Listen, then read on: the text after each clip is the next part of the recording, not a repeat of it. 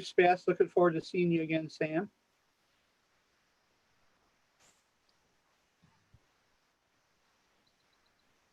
Okay, we're live. All righty.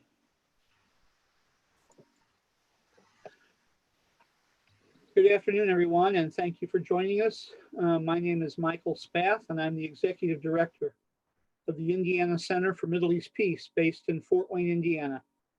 We're the Indiana voice for peace, justice, human rights, and intercultural encounter.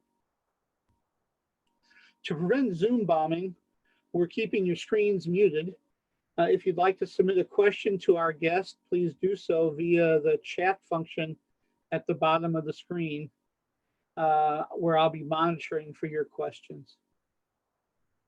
We're delighted to speak today with our good friend, Sam Bahour, Palestinian businessman, entrepreneur, and commentator, co-founder with Ed Thompson of the Americans for a Vibrant Palestinian Economy. So Sam, welcome. It's good to see you. Before you jump into your presentation, how are you doing? How's your family doing? I know you have a number of friends here. So just give us a brief update about how you're doing and your health, and just how you're doing during this time. Thank you very much, Michael. It's great to be here with you all. Last time we were together, I was in Fort Wayne, and we were just talking before the launch of the Zoom call that we were at the Sweetwater musical place, which was amazing, that I keep talking about. So it's good to be back, even though times that we're back talking are not the best of times by any stretch of the imagination, no matter where we go. Personal wise, I'm doing fine. Very, very long days with a lot of frustration in terms of what's going on. 2 daughters in the US, both stuck in Cambridge, one working from home and one studying at Harvard from home. And me and my wife stay in touch with them online every day. But we're okay personally, and we're just trying to work through COVID and annexation and George Floyd and Black Lives Matter and climate change, and that's about it for now. Well, not much going on in your life, I understand.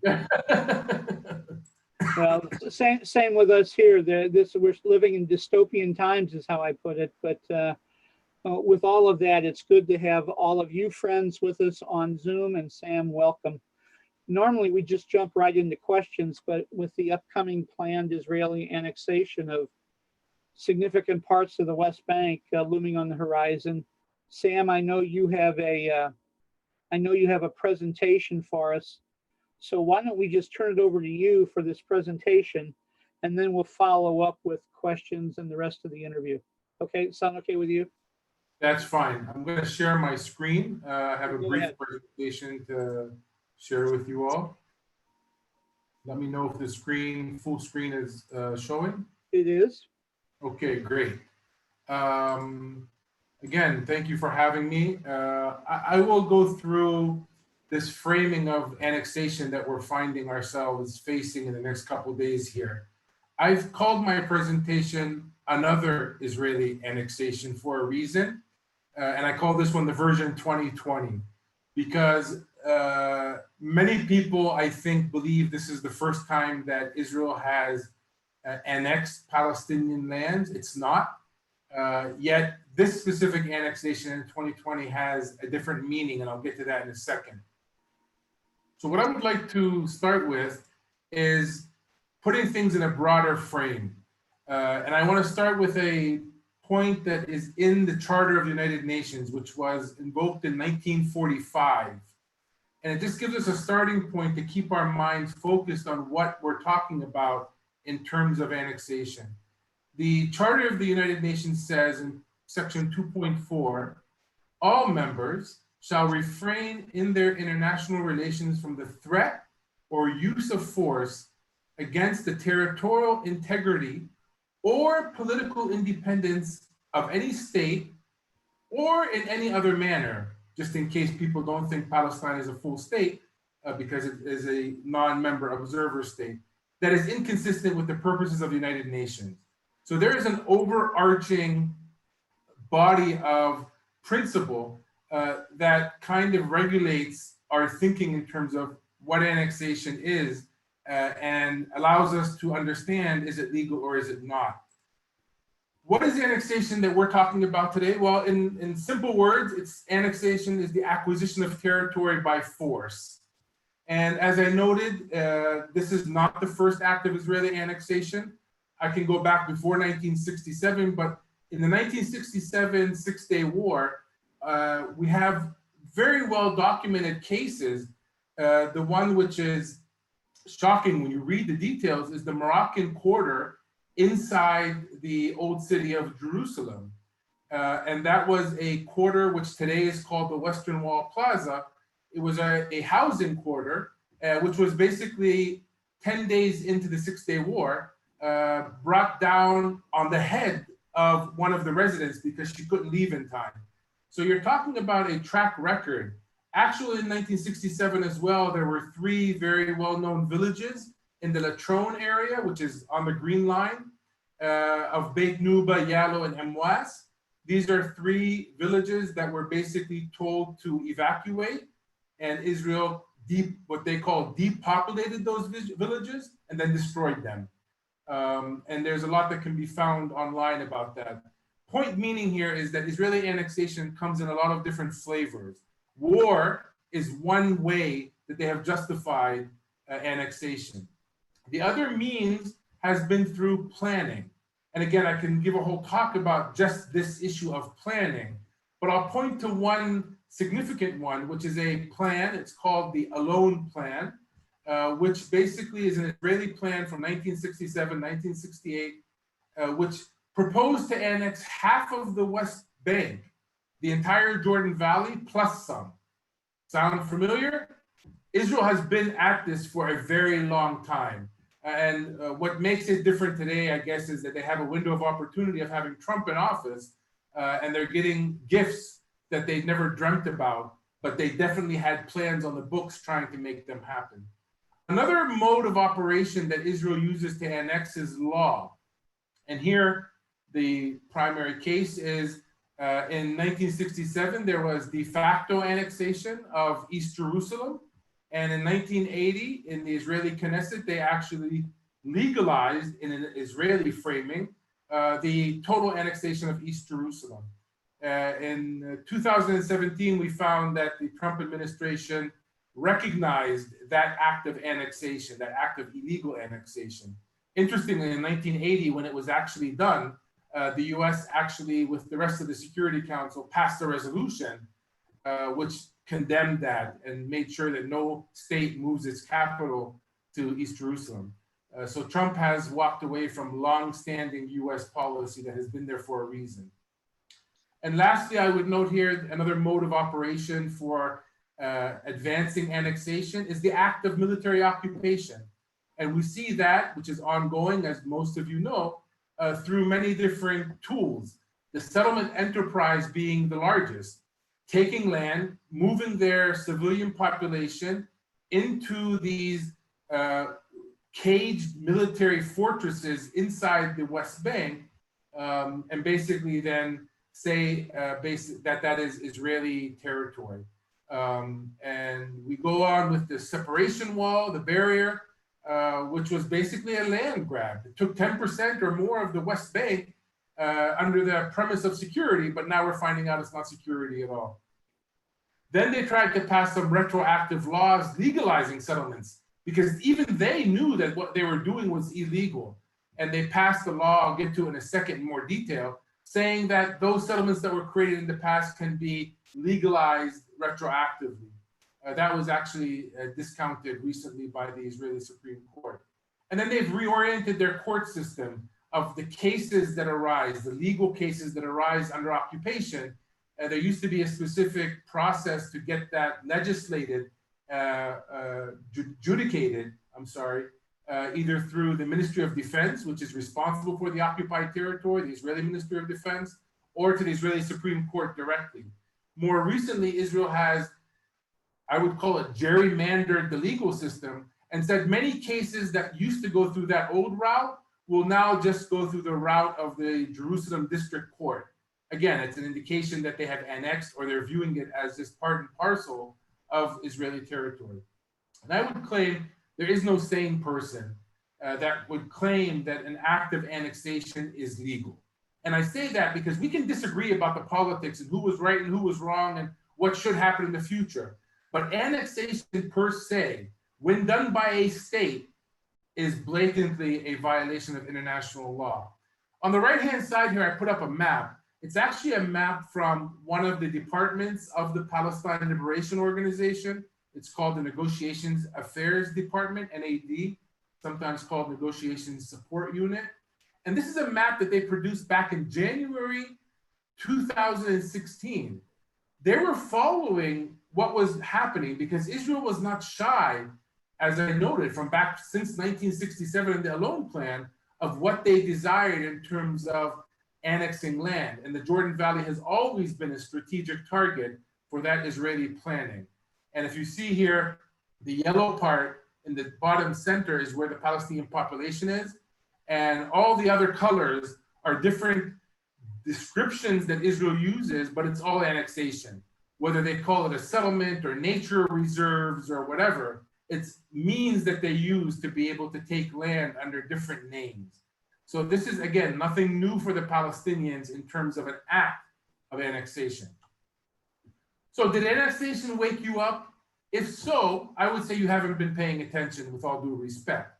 Annexation and or creeping annexation, as I noted previously, is an ongoing Israeli theme. They have not deviated from that theme from day one. And the most recent, boldest example is the Basic Law Edition that Israel passed a law called the Nation State Law. The land of Israel is mentioned in that Nation State Law. And it basically says that the right to self-determination inside Israel is only exclusively for the Jewish people. And when they say land of Israel, it's known to be from the river to the sea, if not even further than that. So they've actually incorporated the policy of annexation within their basic law, which is the equivalent to the US Constitution. And that other Knesset amendment that I spoke about was in July 26, 2018, where they started shifting cases to go directly to the Israeli court system instead of giving Palestinians recourse through the military control mechanisms that are in place. And then the last one is what I mentioned in terms of retroactively making settlements legal. They passed that in February 6, 2017. Only last month, earlier this month, I'm sorry, June 9th, the Supreme Court in Israel revoked that law. They couldn't even absorb it themselves. And a lot of times Israel uses this tactic. They'll pass a law, of course, based on law, facts on the ground get created, and then they'll revoke that illegal law later on. But reversing the facts on the ground may take forever to happen. And these are all just examples of annexation or creeping annexation that we should have all been aware of if we're following this issue. Palestinians, as I said, were not surprised at all. And you probably know what I'm about to list, but when you take 72 years of dispossession, creation of a refugee community, 72 years of structural discrimination of Palestinian Christians and Muslims inside Israel, 18 years of martial law that happened from 48 to 66 inside Israel against the Palestinian population, and 53 years of military occupation, which I am under today, living in Ramallah, an illegal settlement enterprise that houses today about 700,000 people, Israeli citizens.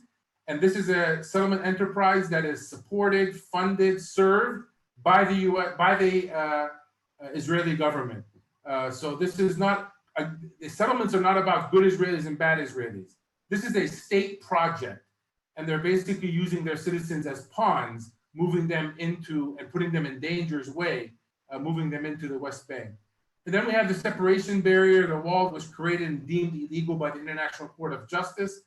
We have 700 plus UN Security Council and General Assembly resolutions, 700 plus. So this is not a tangent discussion. This is a key part of the discourse of international law for a very, very long time. Again, nothing hidden here. This is all known components of this conflict. The latest UN Security Council resolution that the Obama administration abstained on to allow it to pass was Resolution 2334, which is a significant one because it calls on states to differentiate how it deals with Israel.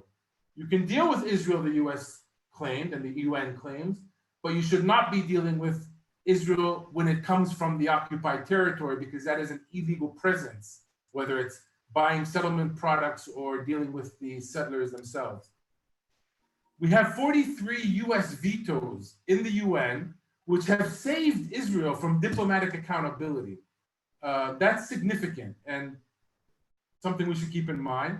We have 26 years of the Oslo Accords, which has been called a peace process, which doesn't have much peace in it, which allowed, as we were talking peace, it allowed Israel to expand its settler population by 5 times. So that should also give a clear indication of what Israel's intention was, even throughout the peace process. And need I say more? I mean, daily humiliation, death, destruction, economic strain, all of this has been well documented. So it did not surprise us by any stretch of the imagination. So very briefly, this round of annexation, what's the implication? The implication here, as I noted, it's not the act of annexation per se, it is what annexation means in 2020. I would say that it means, if we accept it, that might is right in politics. And that's something which is very problematic, because if might is right and you're the stronger party today, you win. But I can practice might is right as well and try to become more violent. So my might becomes more than your might, and then you lose. That's a never-ending game. Also, this round of annexation, given we're coming out of 25 years of a negotiation process, which has been dead for a couple years now, it's a clear indication that the Israelis have dismissed the ability to understand that this conflict must be ended through a negotiated solution. And they basically are using Trump's presence to say, negotiations is done with, we are going to impose on the Palestinians a solution. And it's also a clear Israeli attempt, and I say attempt here because that's a larger discussion for maybe a different day, to kill the two-state solution. Interesting, it's the US and the international community that sold the Palestinians on accepting 2 states, Israel and Palestine, as a way out of this conflict. And as we finally started to get traction on the state of Palestine, the game changes. And all of a sudden, the whole discussion, and Trump said this the first couple weeks in office, 1 state, 2 states, whatever the parties want, knowing very well that one of the parties has a military force on the ground and has the power to impose a lot. So 2 states is about to be lost in the global sense. I actually think the Palestinians will continue to maintain their commitment to their own state. And maybe most important, that this act of annexation in this late hour in the game of military occupation is condemning another generation of Israeli and Palestinians to perpetual conflict. This is not going to end anything, just the opposite. It may have already opened up the Pandora's box, not only to speak of annexation, but to go to the core of the matter, which is Israeli military occupation. And if we want to go to the core of the matter, we'll start talking about what happened in 1948 and link it all together, because it's all linked. Second, the impact of this annexation, again, it's hard to say because we don't know the extent that Israel is about to have to do. I actually think the extent is not going to happen totally on the 1st of July. I assume, knowing how Israel operates, that the annexation will not be on a day, it will be in a process, like it has been for the last 73 years. And we'll probably be talking about this round of annexation maybe for another decade or so, because Israel puts things like this, which have a lot of international condemnation, on the slow burner. They take acts, but small acts that get them to the point where they want to be in order not to disrupt the boat too much. I actually think they're mistaken here. I think they disrupted the boat and they rocked the boat already to the point where they may have blinked, if we want to say this was a showdown between the Palestinians and the Israelis. The first act, no matter what the extent is, because the threat is already there, the coalition government that came together in Israel basically launched the process of annexation because it was a written document between Benny Gantz and Benjamin Netanyahu, these two parties, which basically said annexation is a political agenda item in our joint program. And that's why the Palestinians took a stance on that day, saying for us, annexation is already happening. The threat of it is enough. Because in past episodes, we continued to wait until it actually happened on the ground. And at that point, it was too late. Today, we're saying, and I think it's working, that we're taking a strong position after Israel identified formally and in writing that they're heading towards annexation in an attempt to stop it before it happens. The first thing that will happen, and is happening today, is the loss of hope. The loss of hope, to me, is the most significant because you have an entire generation of Palestinians that have grown up in the Oslo process. We call them the Oslo generation. They don't know life as free people. They know life only within the walls and the settlement barriers that Israel has created around us. They only know how to go to point B or A to B through checkpoints. And that loss of hope that this is going to be resolved peacefully is being marked today by all different kinds of things, including individual acts of violence, but also people trying to get out, which is detrimental for Palestinians because ultimately Israel does everything it does to get Palestinians to leave. Very briefly, there's other impacts that can be talked about. Not all of them are negative. On the political front, this may increase the possibility for internal reconciliation in the Palestinian political body to come together. As we all know, the Palestinians have been divided politically for almost 15 years now. This annexation is bringing the parties closer together because now they have a collective program that they can work on, which is annexation.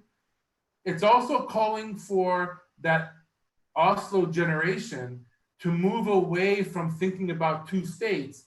And you find more and more calls of Palestinians saying, okay, Israel wants one state, let them have one state between the river and the sea. But that means we want full rights in that state. Basically converting this from a statehood struggle for national independence to a civil rights struggle, which will look a lot like what's happening in the US streets these days. Also, and I call for this as well, that politically, we recognize the state of Israel to start the process of Oslo. So it was the Palestinians that took that first step in the Oslo peace process by recognizing in writing the state of Israel. Well, after 25 years, 5 times more settlers, and now with annexation around the corner, again, it's time for the Palestinians to say, we revoke that recognition. That's a concession that we gave in good faith, hoping that Israel would recognize the state of Palestine. They never did. And Netanyahu just said 2 weeks ago that he never will. So if they don't want to recognize the state of Palestine, there's no need for the Palestinians to have a one-sided recognition. On the economic side, and that's where I work every day, the financial and business feasibility here is being threatened. Add to that COVID, and it's being threatened times 10. So the annexation with COVID and the failure of the peace process, we're facing in the business community. The World Bank said 11% decrease in our economy this year. That's major, that's significant. When we were looking at a 2% increase last year, hoping this year would bring us a 2% increase. If annexation happens in the Jordan Valley, it means the Palestinians would have lost their breadbasket. The Jordan Valley is the most fertile piece of land in the West Bank. It actually serves not only the Palestinian food market, but it also exports everything from dates to herbs and so forth. So it's a hard hit to our agricultural sector and our food supply. Of course, Israel's talking about annexing half of what was called Area C. Area C is a classification in the Oslo Accords. It means 62% of the West Bank. What Israel is threatening to annex is half of that. about 30%. That is where our land is, of course. That is where our water resources are. That is where our stone and marble quarries are. Stone and marble is the highest value industry in Palestine. And Israel basically is about to take what they haven't already took in terms of the quarries that produce that stone and marble. On the security side of things, which is already in progress, the Palestinian-Israeli security cooperation has already collapsed, which means we're going to find more and more human rights abuses because there will not be a Palestinian involved in the security apparatus. And not that they were in a big extent, but at least there were some presence of them. This is all in progress. And the Palestinian side has already collapsed the US relationship. There was one final channel open with the US, I think it was through the CIA, and that was closed. At least that's what they say.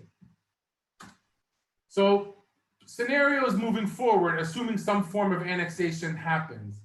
I think there'll be tons of condemnations, we're used to that. Little action, we're used to that as well.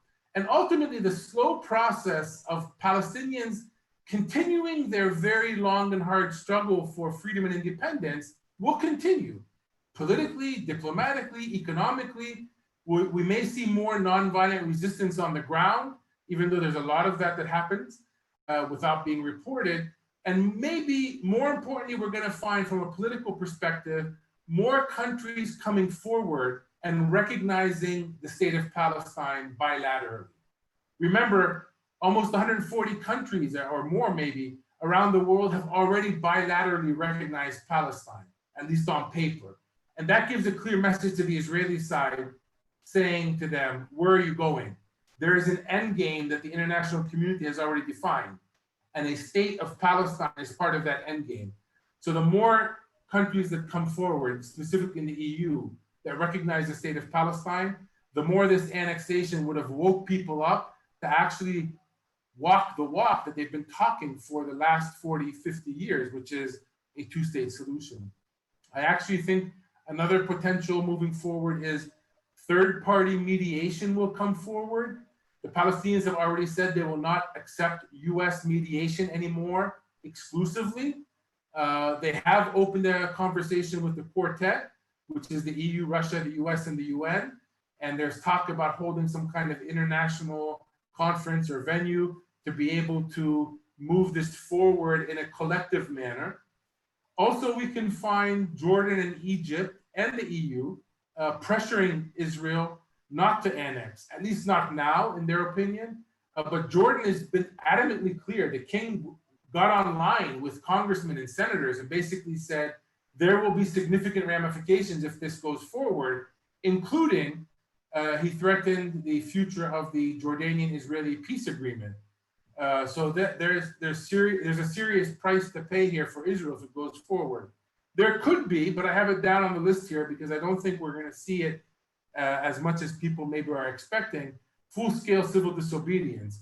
And once that happens, think intifada, whether the first one or the second one, no one can actually ensure today, especially not the weak Palestinian leadership that's in place, that this will remain nonviolent. So that could be a dangerous step forward.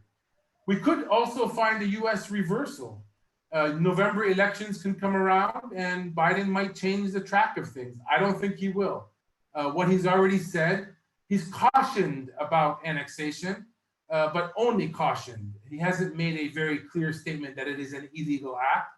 But even so, if he came forward and wanted to make a change, Congress, thanks to the AIPAC, the pro-Israeli lobby in the US, has basically cornered the US into a corner, or legislated the US in a corner. So there are legislation on the books which basically tie the hands of the executive branch to be able to do what it needs to do in this foreign affairs issue, mainly because it's been converted to a domestic affairs issue by efforts of that lobby. And then lastly, we can see an Israeli reversal. This is highly unlikely, even though I think more and more as I'm hearing the replies coming from the different corners of the world, including inside Israel, that the powers to be in Israel may be rethinking this whole act of annexation, or at least the pace of annexation. because they have come to the conclusion, I think, that they see that there's going to be a huge price to pay. And I put a note here at the end, Bibi, which is Benjamin Netanyahu's nickname, Bibi's bark is always louder than his bite. He is a PR whiz. He gets up and makes grand statements. But when he's in his office, he knows the very delicate calculation on the ground. And I think that will have a lot to play in terms of how he rolls out the annexation. Again, remember, he's only rolling out another version of annexation. So for him, to do it fast or slow is just trying to optimize the presence of Trump.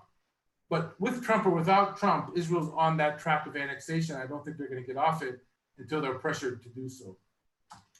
So how is the world responding to this? Very briefly, top left, today I got this, 1,080 parliamentarians from 25 European countries have spoken out with a letter to the Israeli leaders saying, this is wrong, stop it, don't do it. Bottom left, 300 Israeli commanders and security specialists.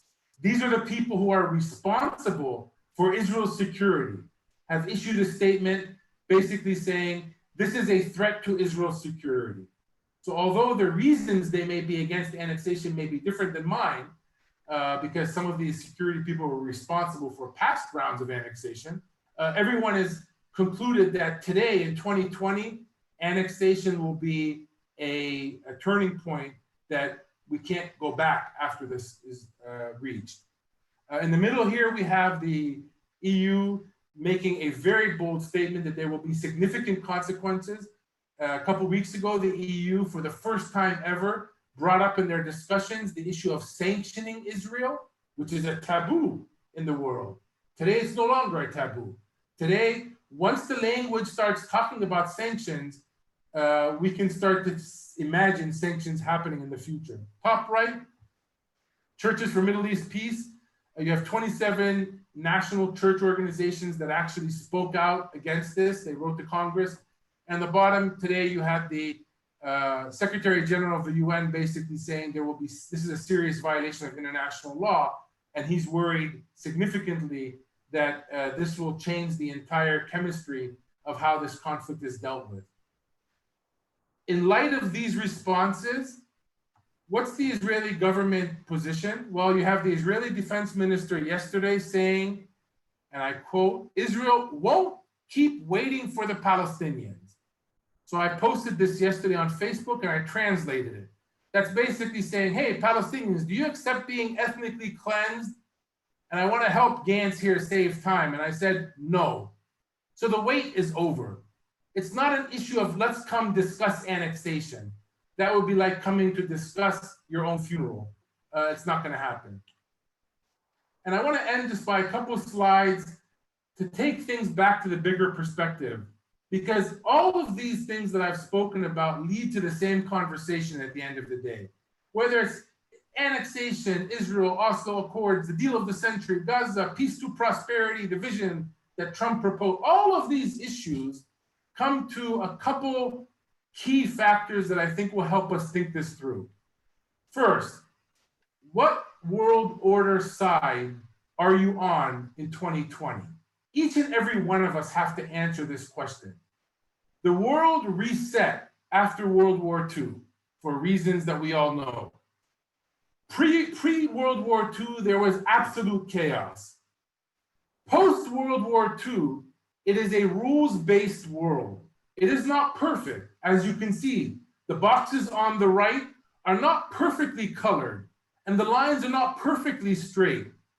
But it's definitely a rules-based world, and what is right and what is wrong is defined collectively, and states must abide to that to be able to remain in the community of nations. So this is the first question we have to kind of ask ourselves. If you are on the chaos side, the chaos ethos is basically accepting that God was a real estate agent. He worked for Century 21 or Remax or somebody else, and he can distribute land to people and not to others. I don't believe that's the fact. My reading of my faith and of others' faiths is not that it is a transactional kind of arrangement. And that's a discussion that we can have. The rules-based ethos is something else.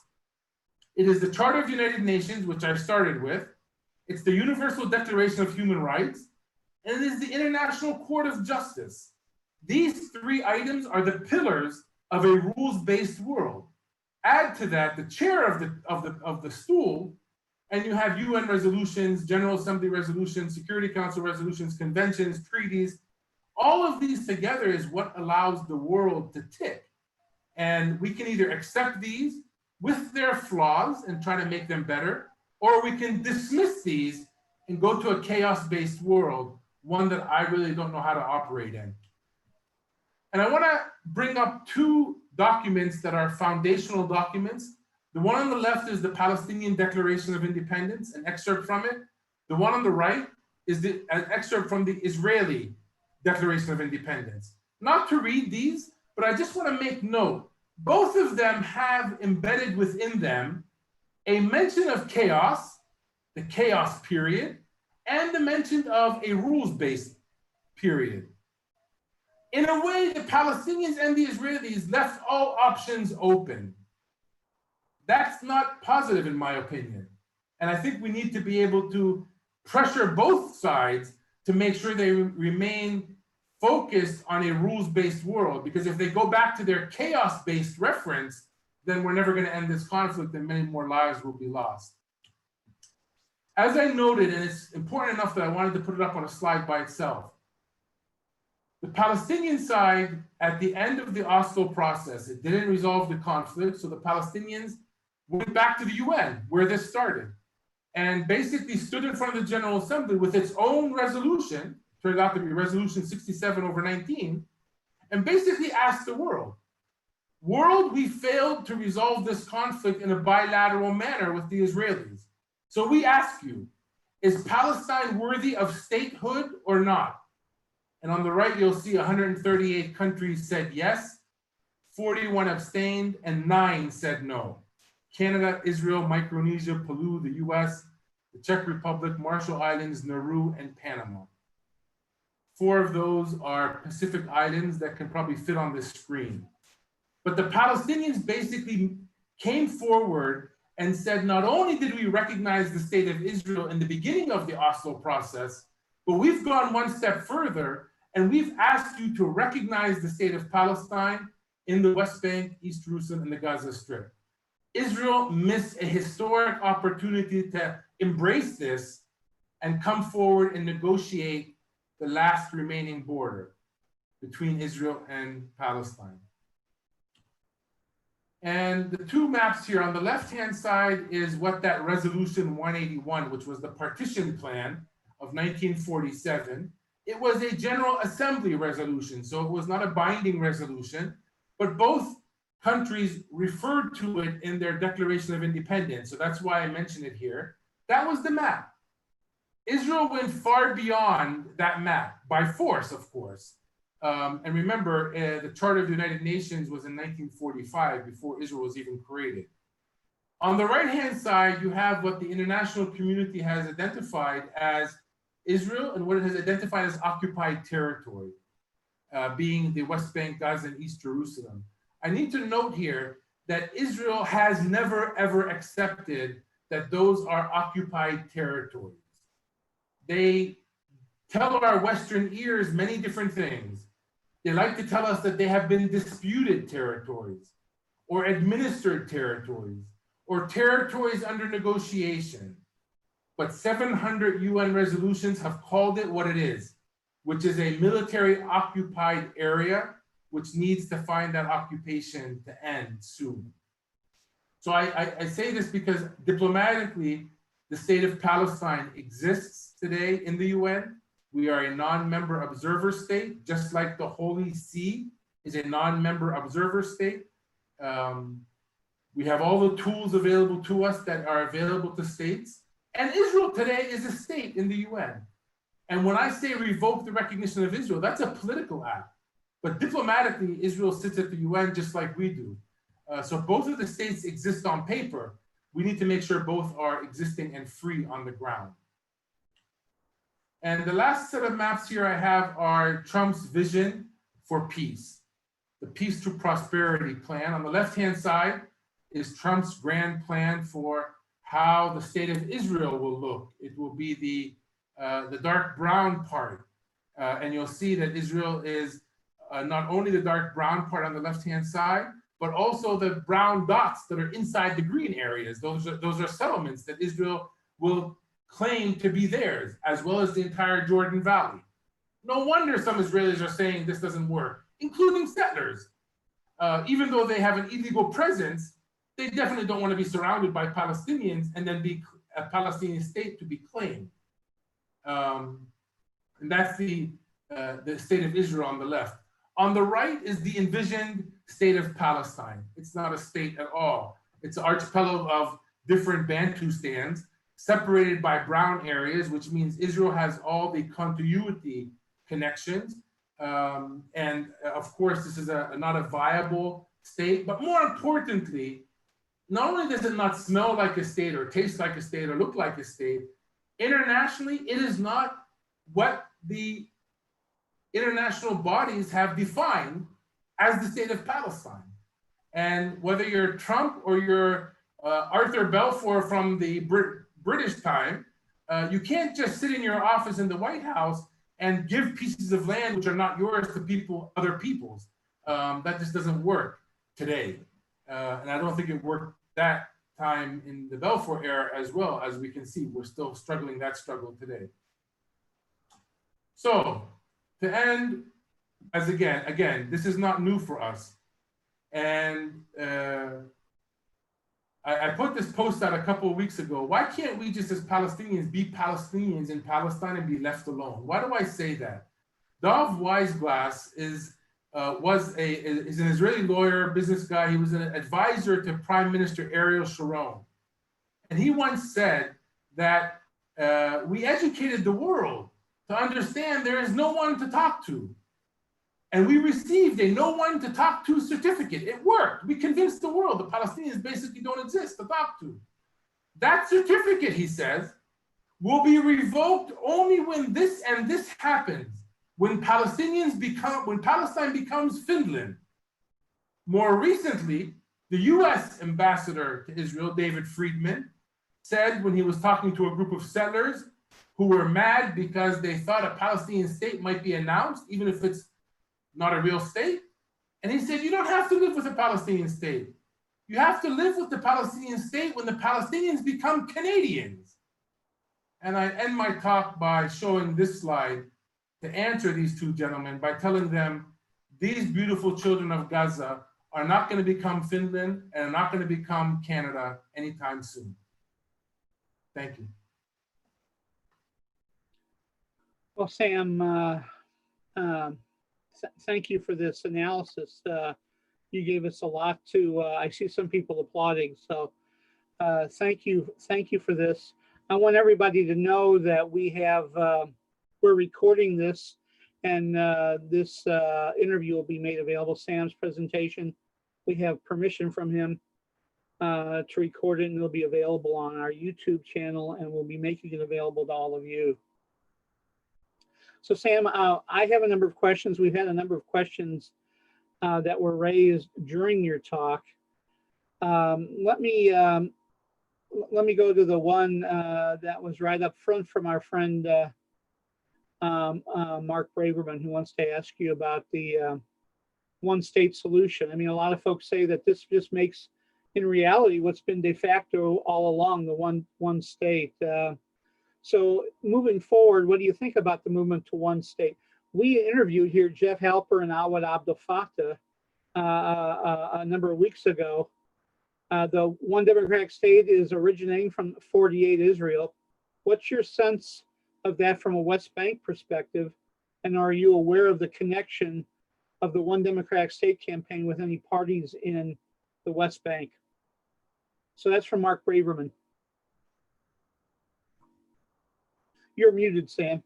Thank you, Mark. It's great to have you online. Good question. We get it all the time.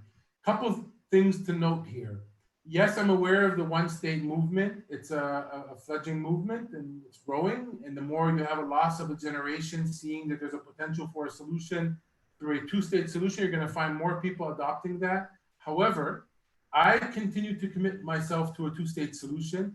not because I think it's the best solution in the world, but I understand that to be an act of political capital that has already been spent by the Palestinians. And I know that the international community likes to discuss one state, two state, what do you think is better? Is there a three-state solution? Well, there's actually much more. There's actually parallel sovereignty, there's confederation, there's federation. I don't know why they call it political science. They should have called it political art. The bottom line is that the Palestinians spent capital way back when, actually from 1988, and if not before, by stating that they have envisioned their self-determination to be realized via statehood. And that's why we took the issue of statehood to the UN, and it is gaining traction. Getting 138 countries to say yes to Palestine formally is not a light effort. And I wouldn't want to throw that away because there's a madman in the White House or because there's a right-wing Israeli government that's about to take another step of annexation. I would claim today that the discussion of one state and two state is beyond us. Today, a state of Palestine exists in the international community. All that is remaining is a military occupation that needs to be removed from that state. I say that knowing how hard what I'm saying is about to become, especially if another round of annexation happens. But I also say that knowing that the body that will make a decision otherwise is not a webinar and it's not the international community. It is the Palestinian political agency. So if the Palestinian political agency comes together, and today that's a weak agency, but it's an agency nonetheless, if the Palestinians come together and decide amongst themselves that they no longer want to pursue statehood, and they want to convert this to a one state, a civil rights movement, that is our right to do. I don't think that will happen anytime soon. And I think the one state approach today is a red herring. We should be talking about two things: rights on the ground. Whether you're a one-stater or a two-stater or something else, we can all agree that our rights are not linked to some kind of political configuration in the future. Secondly, we should respect the Palestinian agency's desire for statehood and call on our states to recognize the state of Palestine, to stop as one means of stopping the next annexation, and not allow Netanyahu and company to change the discussion, to make it about annexation or no annexation. That's not the discussion. The core discussion is get the Israeli boot off of our neck, exit the state of Palestine so a two-state solution can materialize on the ground as it has already materialized in the diplomatic world, as I showed in my presentation. Sam, Don Wagner, thanks. Don Wagner has a follow-up. Says, we in the U.S. are advised to avoid one state versus two states and say it's up to the Palestinians. In the interim, we don't know what the Palestinians want, but like your strategy of supporting Palestine is a state. Is that the position we should take during this interim period? I believe it is. I believe it is. Hi, Don. I believe it is. And I think there is a unifying platform that we can all agree on, as I noted, which is rights. We're in a right-based discussion, and the U.S. today is in a mode of a civil rights movement again, which allows all this to come home. We're talking about Palestinian rights today. We should not be facing movement and access restrictions, house demolitions, arbitrary arrests, child arrests. All of these issues are issues that are really unrelated to a one-state or two-state issue, and we can rally around states, around rights. Some of these rights are being violated not only in Palestine, but have been exported to the US. The conversation on Palestine-Israel has been increasingly closed down by states. They are passing legislation to make it illegal, for example, to boycott Israeli products, because they're seeing that there is a groundswell over the last decade in the US of a new generation of American leaders and American youth, even Jewish American youth, saying occupation has to end, period. And they're willing to talk about ending the occupation and realizing the fact that Palestinian rights are being abused and the US is supporting all of that. That is something very different than the end game being a two-state solution or otherwise, which will be a long time in coming. We're far away from an end game, but the violation of rights is here and now and needs to be addressed here and now. What are you hearing about the reaction from the Palestinian government and also Palestinian civil society? You mentioned some sanctions from the global community. You also mentioned something about the resistance movements that may not all be nonviolent. I've often thought that maybe after this annexation, it might lead to a third intifada. You implied that. So just various levels of society, their reactions once this annexation is goes forward. From the government level and the PLO level, they've already acted. As I noted, they took the coalition government in Israel. They're coming together and signing that annexation is part of their political platform as the indication that annexation has already started politically. So the Palestinian Authority and the Palestinian Liberation Organization, which is the overriding body, finally, because it was a long time coming, basically absolved itself from all of the agreements of Oslo, because Israel has torn those up multiple times, and the annexation was kind of the last nail in the coffin. So from an officialdom level, they finally came around to their senses to say, we are no longer playing this game called peace process while Israel's allowed to continue to create facts on the ground. From the civil society level, there's a lot of activity going on rallying against the annexation, but it's being done in a pace which clearly indicates that most Palestinian organizations see this as, I noted, yet another round of annexation and part of a whole puzzle of occupation, discrimination that Israel has been adopting over time. So organizations are already on the ground working for decades now, have another task, which is to clarify to the world that this act of annexation doesn't change much reality on the ground, but it should wake people enough to finally see what we've seen for a very long time, which is Israel has no intention whatsoever to end this occupation, let alone to allow a Palestinian state to emerge. So if this annexation has done anything, it has woken people up. And I don't think the cat could be put back in the box, even if the annexation next month doesn't happen. The sheer threat of annexation and the adopting it as a political program of a government has been enough to tell the EU to start talking about sanctions, and the Palestinian civil society will be optimizing that revealing of the Israeli position in a very big way.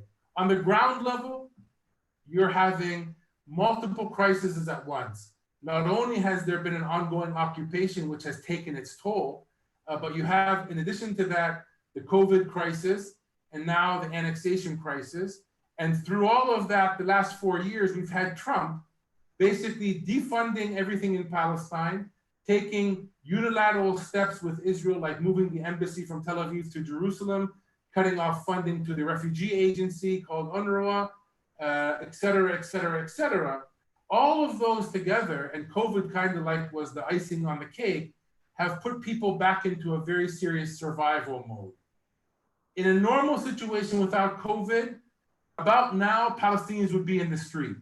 I don't know if we can call it an intifada or not, but that's the traditional way Palestinians express their anger and frustration. COVID has kind of limited the ability for us to do that.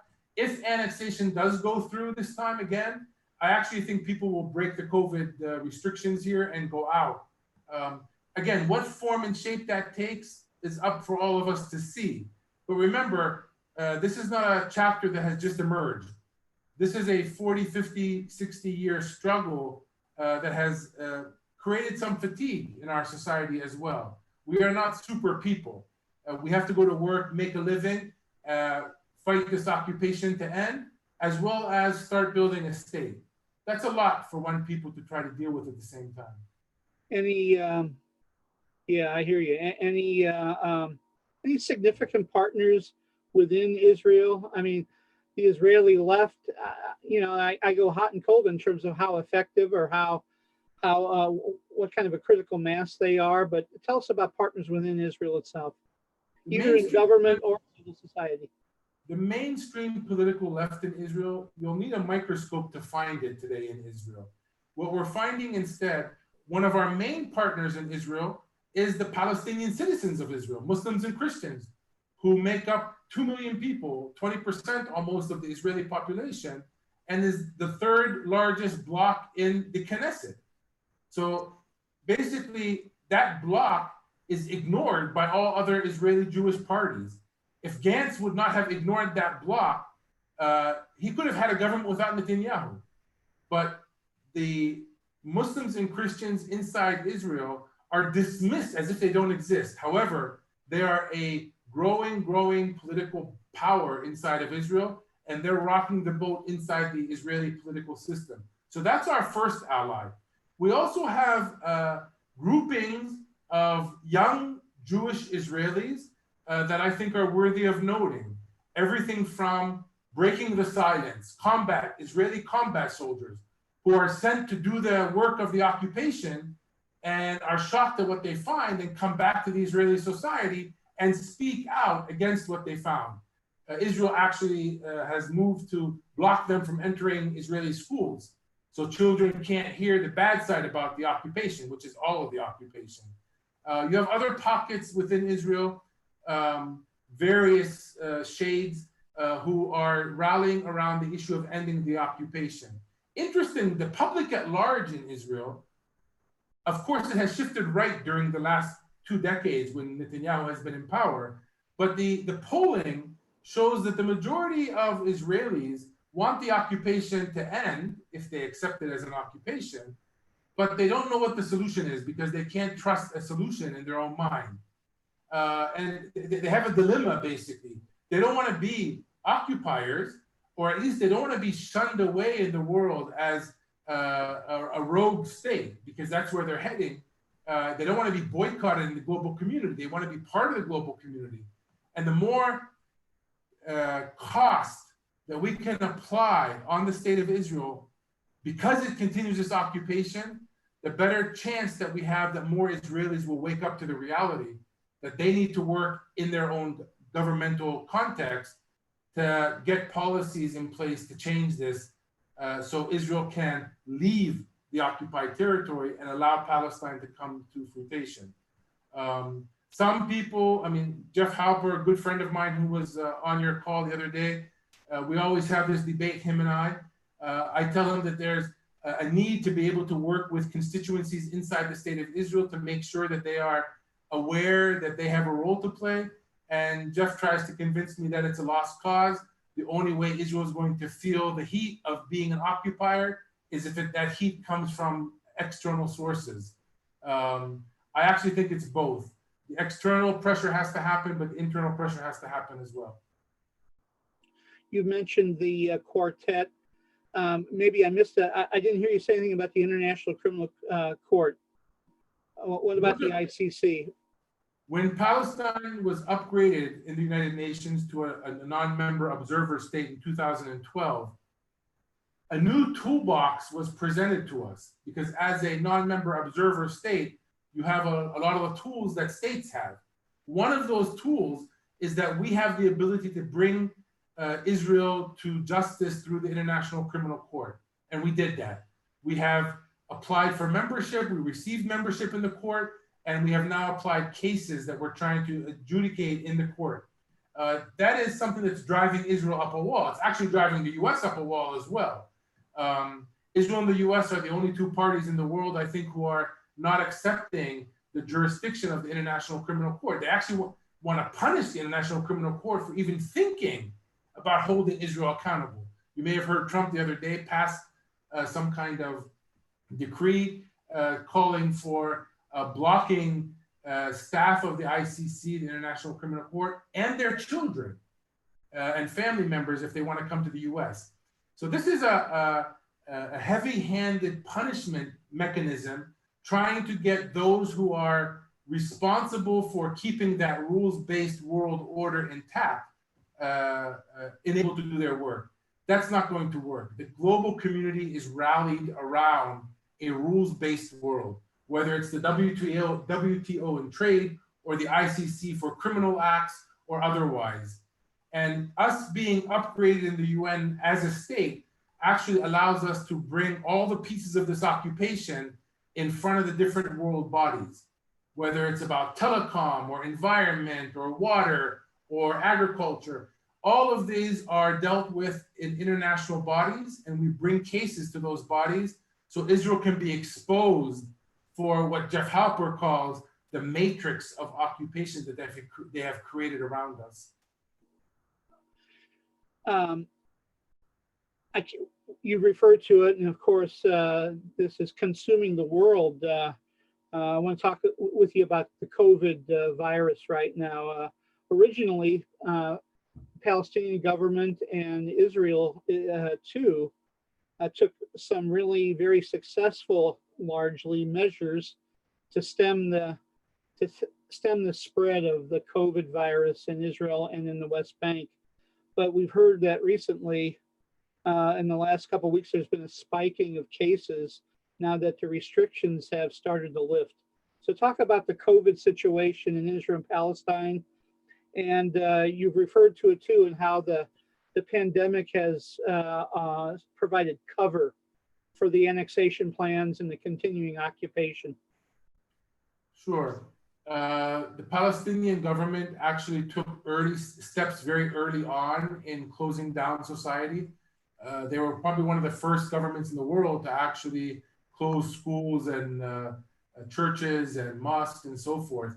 So that helped a lot in making sure that it did not expand rapidly, knowing very well that we have a very difficult healthcare system in terms of capacity. The fear was that if this outbreaks in Gaza, which is one of the most dense places in the world, if not the most, there will be a catastrophic result. So luckily, everything was closed down. Of course, you can only close down people for so long. So after, I think it was 4 or 5 weeks, they've actually allowed people to start to go out with social, physical distance and masks and so forth. That worked for a period of time. People got a little bit lazy, especially when graduation season came around and wedding season came around, and that created a little bit of exposure that wasn't expected. One of the biggest clusters of people that are high risk one here are the 120,000 Palestinian workers in the West Bank that go to Israel to work every day, and they come back into their societies. Israel has a much higher exposure rate of cases, and those workers are not getting checked properly inside the state of Israel. So a lot of them would come back and mingle in their villages, and that would cause outbreak as well. So like everywhere else, we're dealing with how to keep society open at the same time to allow the economy to move forward, because people have to be able to work. Trump might be able to send out a $1,200 check to everybody. This government doesn't have the resources to do that. So ultimately, people need to get back to work, and it's a seesaw right now of what we do to be able to balance. But everybody's worried, like everywhere else. And this annexation, for sure, the COVID is providing a cover, because Israel is working very hard every day to not only do the annexation, but to do everything they always do, including killing somebody yesterday. As is a regular issue these days of people getting shot in the street. So all of this is happening under the cover of COVID. And the fear is that an act of annexation will emotionally move people to the point where they just dismiss the issue of COVID and go out. And that can create an entire new reality that could be very dangerous for cases to be shared even further. Our longtime friend and activist, Pauline Kaufman, has this question. Is it up on the screen for you, Sam? No, I don't see it. Everyone describes the PA as weak, yet they handled COVID well. Is it possible for the PA to be strong? Are the constrictions imposed upon the PA part of the problem? The Palestinian Authority, the government here, did deal with COVID in a way that wasn't expected. They acted swiftly and with proper kind of mechanisms in place to follow up and communicate. Probably the most important thing they did was communicate with people on a regular basis of what COVID is, what can be done about it, not to exaggerate it, but to take it serious as well. They were communicating almost every single day through press conferences, and I think people respected that because historically, the Palestinian government and the Palestinian leadership of the PLO have not been very communicative with people. And given that they are a non-representative body, because they didn't come to power through elections, the need to be able to communicate is key. So that was seen during the COVID crisis and was respected. Overall, the Palestinian Authority is a function of what Israel will allow it to do. So we shouldn't exaggerate the Palestinian government as being something all-encompassing of a real government. It's not. It is taking care of the people under occupation as much as the Israelis allow them to do that, including transferring 60% of its budget, which comes from custom fees that Israel collects at its ports and inside Israel. That's our money. And many times Israel doesn't send us our money. So 60% of the budget of the Palestinian Authority is basically at the beck and call of a faucet that Israel controls. So the government is weak partly because Israel makes it weak and partly because of its non-representative orientation. Having said that, the focal point these days is on the Palestine Liberation Organization. That is the encompassing body of all Palestinians. And that is where the buck stops in the Palestinian political system. And that's where people are looking for reform. At the end of the day, if the PLO decides that the Palestinian Authority should take a different shape or form, or even be dismantled, that's a Palestinian Liberation Organization decision. And that's where the focus needs to be. A lot of times after Oslo, all the focus went to the Palestinian Authority, the government, the day-to-day government. But politically, that's not really where the cards are kept. The cards are kept at the Palestine Liberation Organization. That's the organization that actually entered into the Oslo process. And that's the organization last month that absolved itself from that process. About 3 years ago, when I was in Ramallah with one of our groups and visiting with you, you gave me your absentee ballot to deliver and mail for you upon return to the U.S., which I faithfully did. I just want to pass that along. Donald Trump has been a disaster for Palestinians and for us here. But Joe Biden, as you pointed out, his political history has been one of absolutist support for the state of Israel. And he's very tepidly come out against annexation, but who knows if that has any teeth in it. Is there any hope for Palestinians within the U.S.? What can we do as citizens here to hold our government to their feet to the fire? Because you have a stake in that as well as an American citizen. Absolutely. The first thing I would note is Trump is a disaster in all the discussions that we can have. But we shouldn't place the entire burden of this conflict on Trump's lap. It is the US that has been on the wrong side of this conflict from day one. It is successive US governments, Democrat and Republican, which have been on the wrong side of this conflict in Congress and in the executive branch. And the responsibility has to go back to the American people to pressure their representatives to change policy. And that is a long battle to do, but it's not one that we're starting from scratch. Actually, I think we've made great strides. And Trump, if anything, has helped us expose how lopsided the US is in terms of this conflict and how adoptive to a right-wing Israeli policy that his administration has become to reveal that we're on the wrong, as America, we are on the wrong side. That will change. The younger generation is already articulating in different ways, whether it's individual congressmen and senators who have spoken out against this pro-Israeli lobby, which I think has taken the US Congress and hijacked it. Actually, there's 2 Israeli-controlled territories in the world. One is here, and one is in Washington, D.C. And it's until the U.S. can start articulating, I want to say a fair-handed policy, but I would also say an internationally law-embedded policy. I'm not asking the U.S. to take the Palestinian side. I'm asking the U.S. to remain committed, if it ever was, to a rules-based world. So if a rules-based world is applied, you don't need 43 US vetoes. The global community has spoken over and over again, and it knows that Israel can and should be held accountable. In order for it to stop what it's doing, it is only the US that has allowed this to continue. So from a US perspective, actually the front line of this conflict, I believe, is in every US city, not here. The front line of this conflict is in Washington and Indiana and in Chicago and in California. And with what's happening now with the civil uprising in the US, there is a lot of intersectionality that can be spoken about. I know people are overwhelmed with COVID and overwhelmed with the police issue and so forth. It will phase out over time and come back to a long-term format. And in that long-term mobilizing format, Palestine work will be part and parcel of that discussion. I sit on the board. Actually, before this meeting, I just came from a 3-hour board meeting with an organization called Just Vision, which is based out of Washington. And we do documentaries. You may have seen the last one we did was Na'ila and the Uprising, or Budros.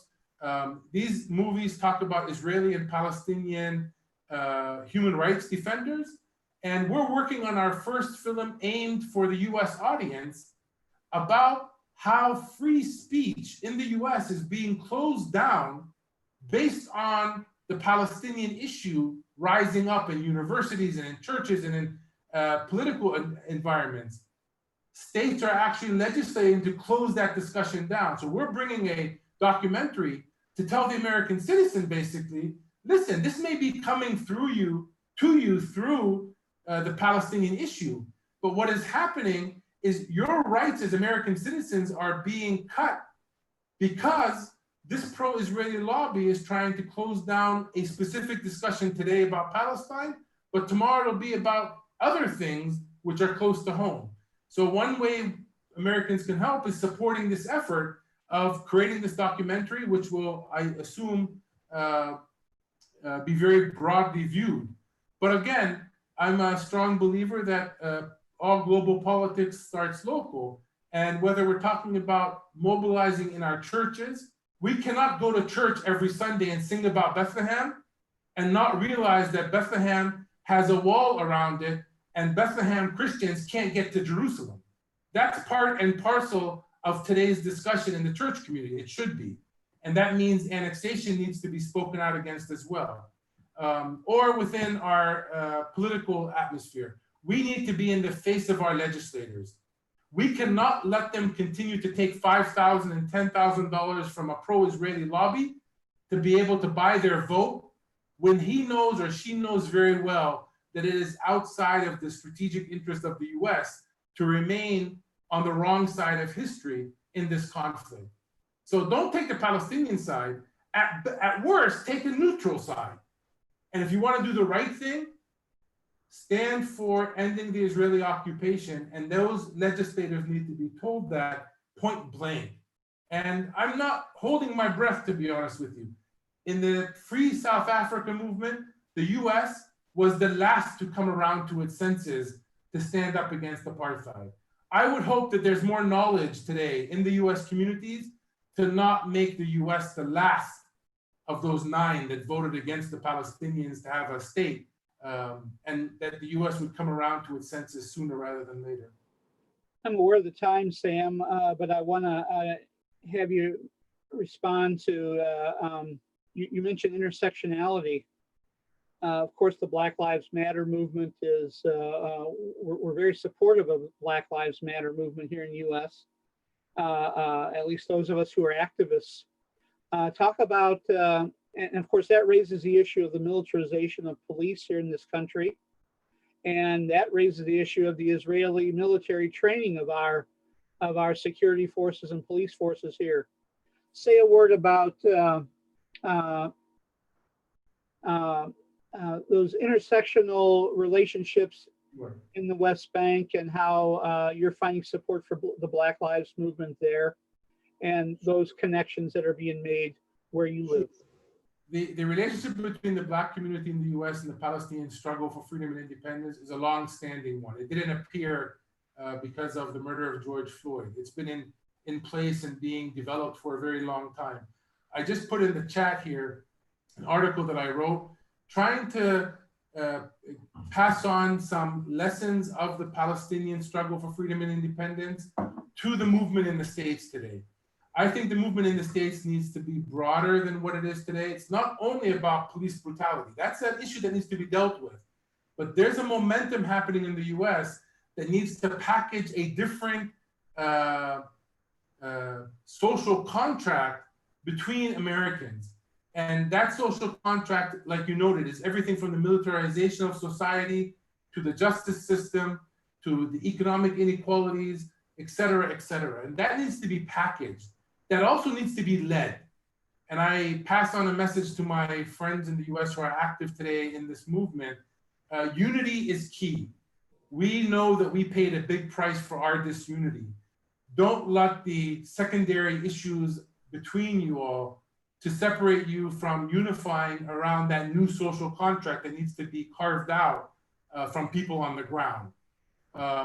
If that movement in the US remains confined to one specific issue, I believe that it will fizzle out. Of course, progress will be made, but in a limited fashion. I think the moment now is to take this long-standing civil rights movement that we're seeing a new episode of today and repackage it. It's kind of like Palestinians saying, don't focus too much on annexation, focus on the goal of ending the Israeli military occupation and getting them out of Palestine. Same thing in the US. Let's not focus totally on the police brutality and talk about true civil rights in the US in order to get out of the civil rights movement and to move to a different place. We don't want to come back to a civil rights episode every year or two. And we don't want to come back to another annexation episode every year or two. We are focused on nipping this illegal reality from the bud. And that's going to require a long-term vision, unity, and a social contract. Sam, I'm going to let you have the last word, but before I do, I want to just remind everyone that our next program is in 2 weeks, Thursday, July the 9th, this time at 1 o'clock. Thursday, July 9th at 1 o'clock Eastern Time. We'll be interviewing Sieglinde Weinbrunner, the Lutheran World Federation representative in Jerusalem, who's trained as a nurse, and Walid Namour, Chief Executive Officer of the Augusta Victoria Hospital. Do you know Walid, Sam? Yes, I highly encourage you to listen to him if you can. He has a lot to say. So anyway, he's the CEO of the Augusta Victoria Hospital on the Mount of Olives, the sole specialized medical care center for folks in the West Bank and Gaza. We'll be discussing the Israeli annexation plans, the critical role Augusta Victoria has been playing during the COVID outbreak in Israel and the West Bank, straddling the PA and Israeli government to provide medical care, and more during these difficult times. So that's Thursday, July the 9th, 1 o'clock Eastern Time, and we'll be sending the word out through our various means to remind you about that interview. So Sam Bahour, it's good to see you, man. Thanks for coming today. Any parting words for us? I mean, speaking to the group, for those of you who are in Fort Wayne, I don't have to tell you this is a long struggle and we need you to get engaged because you've been engaged for a very long time. I would say stay connected with us. You can do that through many different venues. I have a blog which I post things that I think are worthy of seeing. It's epalestine.ps or .com. So you can connect to me on social media through there. Also, if you're in the business community, the organization that Michael mentioned, the Americans for a Vibrant Palestinian Economy, come forward. We can try to find out how we can cooperate in the business world because we don't want to romanticize about the Palestinians. We have to wake up and work and create a reality here that allows us to sustain this struggle. And part of that is an economic struggle as well. And again, if you're on the human rights side, please help us with Just Vision to get this new movie, this new documentary about free speech in the US out. And you can do that through justvision.org. Many other places you can go to, those are 3. I leave you with the words to relax a bit, because rest assured, Palestinians are going nowhere. Another round of annexation or 10, we are still here, we will remain here. Only the political configuration of the future will be reconfigured. But we are here and need your support to remain committed to this struggle until it ends, so we can live as normal people like everyone else and receive you as visitors, not to come and see the occupation, but to come to see this beautiful land. Thank you, Sam. And I just want to assure you, we are with you. We stand with you, strong, side by side, hand in hand. We do have people from Fort Wayne here on this call today, but we also have activists, many of whom are your friends, from coast to coast, and I see them on the screen before me. So I see a number of people applauding and nodding their heads and saying thank you, for all your work and for your bold witness. So Sam, thanks. We'll see you all again in 2 weeks for our interview with our friends at Augusta Victoria Hospital on the Mount of Olives in Jerusalem. Thank you all for joining us today. Take care. And Sam, if you'll hang on for a minute, we'll